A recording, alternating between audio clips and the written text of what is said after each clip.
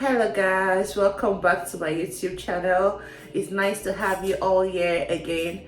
I've been away from my YouTube channel for close to 9 months. I really miss every one of you, and thank you so much for all those that sent me message on my Instagram page checking up on me to know if I was doing fine and why I was not dropping content. I was in the baby mood.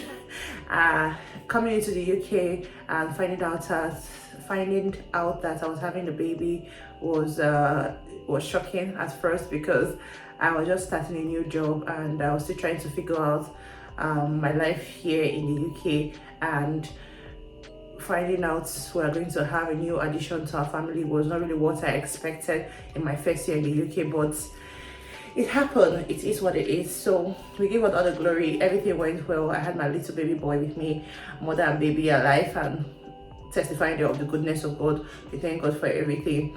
So it's just like today is just going to be like a story time to tell you everything that went on behind the scene, from when I found out I was pregnant till everything that we are right now.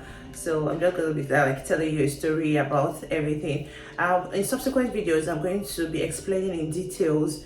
If you find yourself in a situation that I was when I came into the UK and having a baby, and you didn't know what to do and you were confused and you didn't have support, I will be telling you things I did and where I got support from, and how to navigate working on a tier 2 visa and having a baby, most especially when you're under sponsorship. So this is the series I'm going to be running for some time before I finally go back to the content I normally do in the first place. So I'm just going to be doing that for all my pregnant moms to be, or the ones that are intended on getting pregnant very soon, or you're already in the UK and you find yourself pregnant and you are confused and you need help.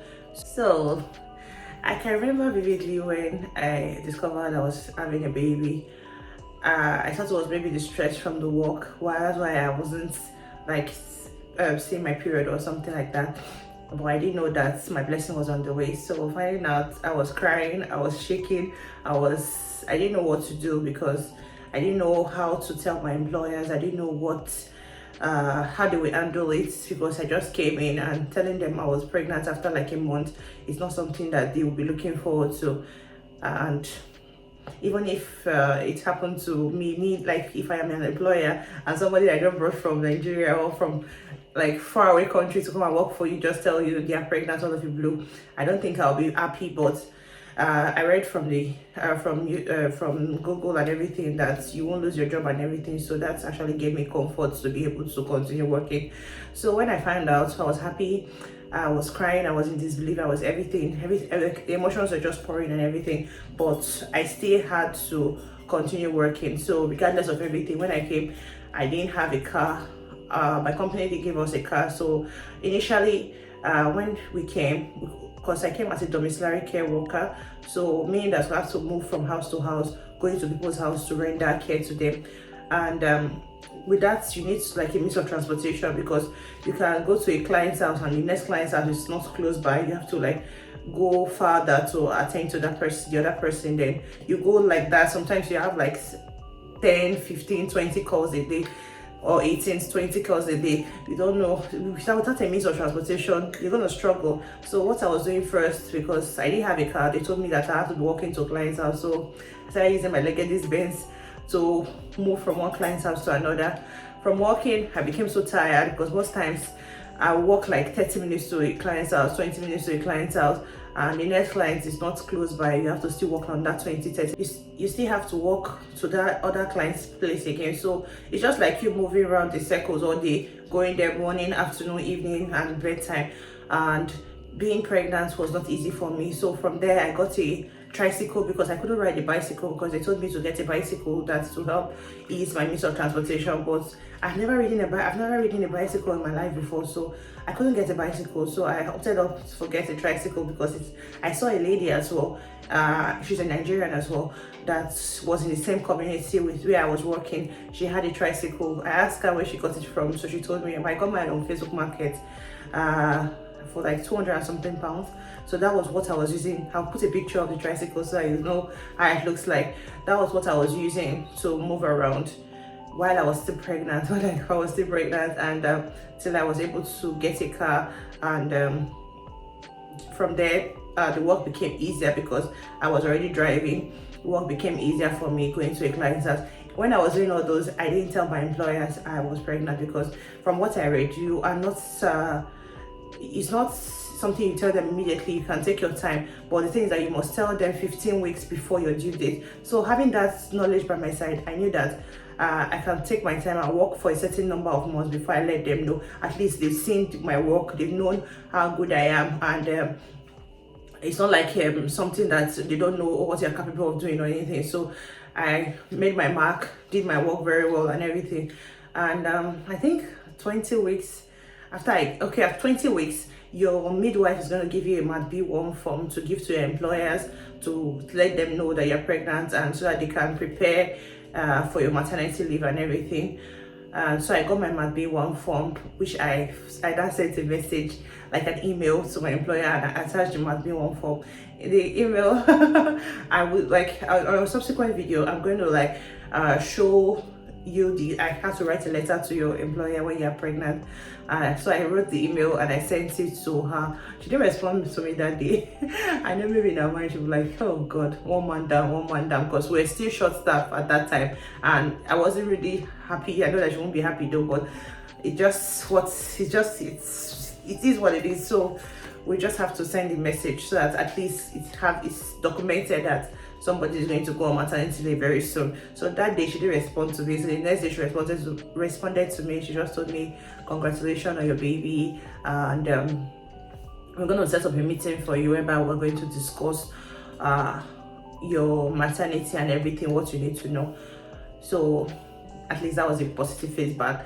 In the UK, yeah, everybody, I believe that the employers are a bit aware about everything, how things are supposed to go, they are oriented. So when you tell them something like this, I wasn't expecting a negative feedback. I was still positive, because I knew that in my contract I'm permitted to go for maternity leave, but I don't know if I was eligible for maternity pay. So that's another thing, coming into the country and getting pregnant and you've not started working. So before you can be eligible for maternity pay, you should have worked for your employer for I think 26 weeks before the 15-week wage are due. In subsequent video, I'm going to be explaining it further for you to understand how to calculate it. So for my calculation, I didn't know if I was eligible for claim statutory maternity pay. So that was what I still wrote in my email. I don't know if I'm eligible for it, but I know that even if I am not eligible for the one that my employer will pay for, I'm eligible to what they call the maternity pay, which you get from the government. So I wanted to know from them if I'm eligible or not, so that I can carry my give them send my Mat B1 form to the government for the maternity benefits. I think the one from the employer is more than the one from the government though, but I'm going to explain further in another video, because I just want to just tell you the story and I don't want to make it too long.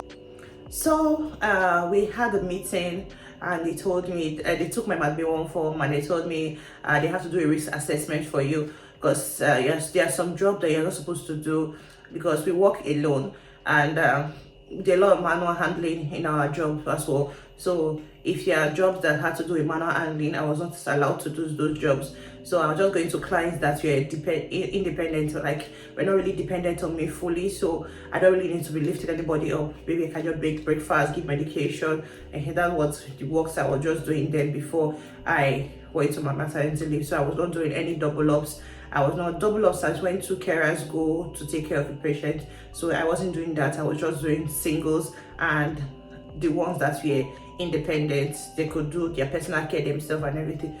I think I was doing one or two personal care, but I wasn't lifting anybody into a wheelchair or using hoist or anything. But that was a good thing. So my employer did the risk assessment for me. So they still let me know that I'm entitled to 52 weeks maternity leave, meaning that they can the 52 weeks maternity leave, you have the statutory one, then you can have an additional 3 months. So you can go for 9 months, then you have an additional 3 months, but they can only pay you for the 9 months, but they won't be able to pay you for the 3 months.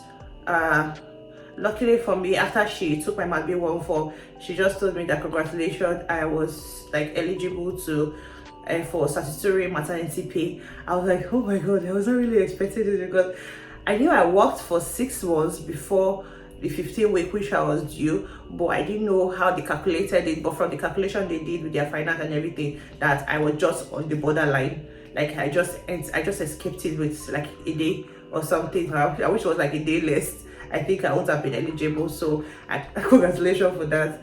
So I'm going to be receiving my maternity pay from my employers, not from the government. Another thing is that with my previous history of preeclampsia, I told my employers as well. So she was like, if I'm tired of, when I get tired of working, or if I feel I need to rest, I should let them know.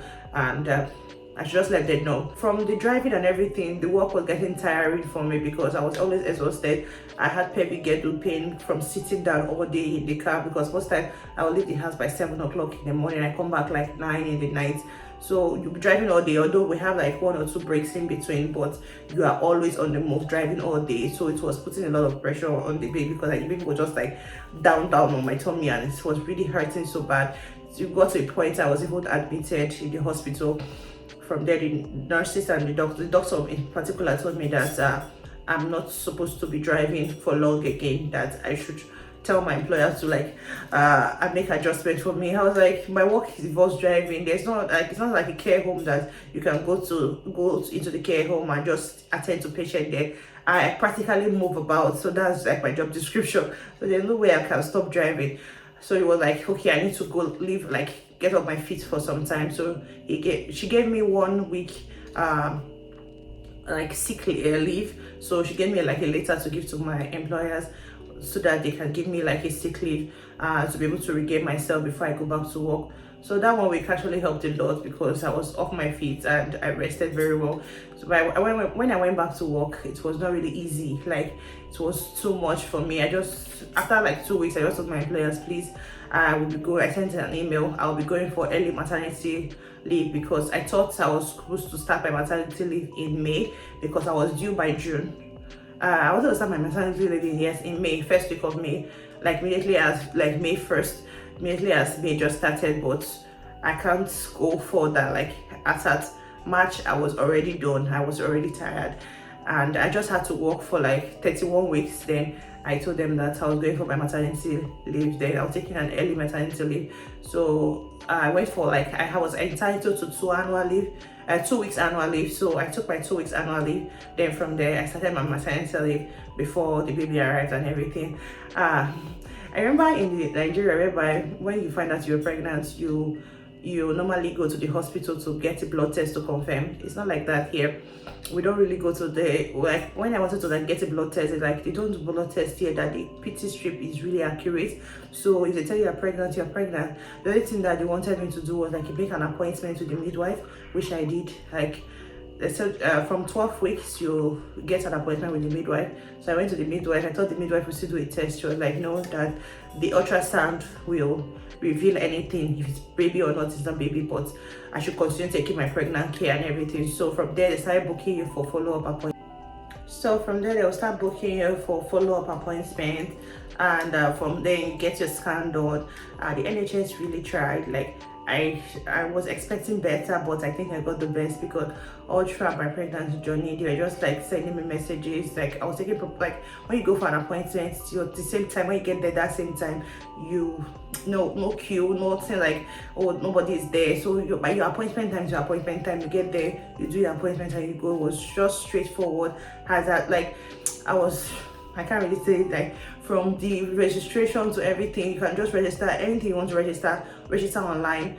The thing was just like smooth, swift and sweatless for me, because I was expecting that it would be like rigorous and everything like the way we are back in Nigeria, but it wasn't like this. I was properly taken care of.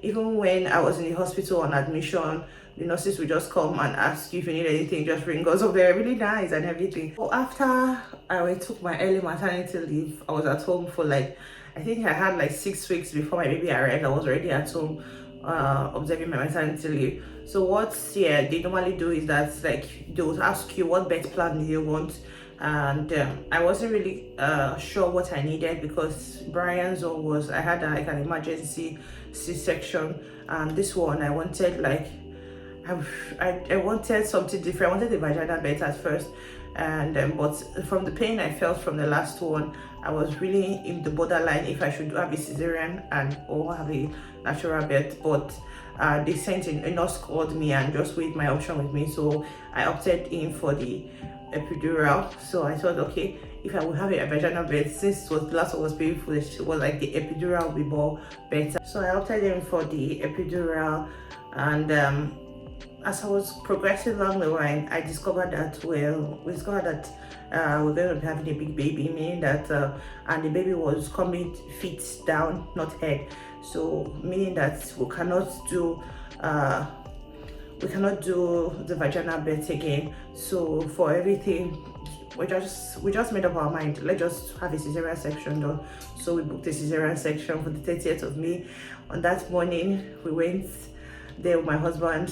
When we got to the labor ward, you'll be admitted.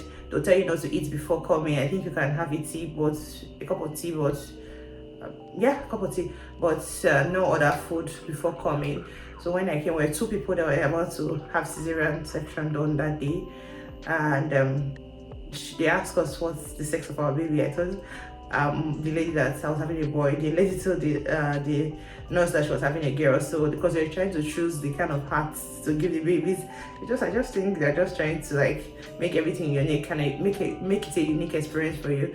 So they gave me the blue heart and they gave her the pink heart. So they came, the doctors came, they will explain the procedure for you, take you sure that you know what you're getting yourself into, then you sign and everything. The anesthesiologist came, even the consultant that was going to do the surgery came, the surgeon, he came and they explained everything to you. So after then, they gave my husband scrub and he changed into the scrub. They went into the theater, and the theater nurses were friendly. They liked my hair because I was doing a box braid then, and that's where did I make my hair from. I told her I made it myself. They're like, oh, you're heavily pregnant like this. My tummy was really big, so they were thinking I was having twins, but it was just one baby in there. When they brought my baby out, when they brought my baby out, I thought, before they brought him out, I thought I was going to pass out, because the way they were pressing my tummy, I don't know, as if they're using force to bring the baby out. I was thinking that I was going to pass out, because even from the anesthesia, I was already reacting to the anesthesia,